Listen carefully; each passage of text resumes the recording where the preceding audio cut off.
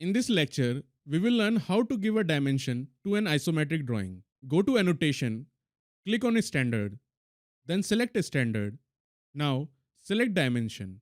Move the cursor to the line you want to give dimension. When you see this square box, then left click and drag the mouse to place the dimension. Again, left click. Now, you can see that the dimension is not visible, it is very small. To increase its size, go to Annotation. Click on Dimension Style, go to Modify, go to Fit, and increase the scale value from here. Click OK, close. Now, dimension is visible, but it have a 3-digit value after decimal.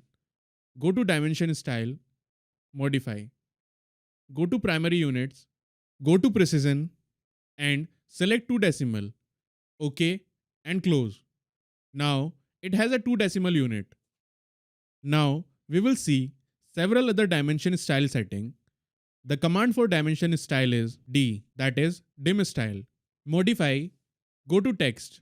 You can see that the dimensions are in center of the arrows. So, make it above. We want our dimension above the arrows. Select ISO standard, click OK, close. Now, you can see that this dimension is above the arrow. So, in this way, we can modify our dimension style in AutoCAD.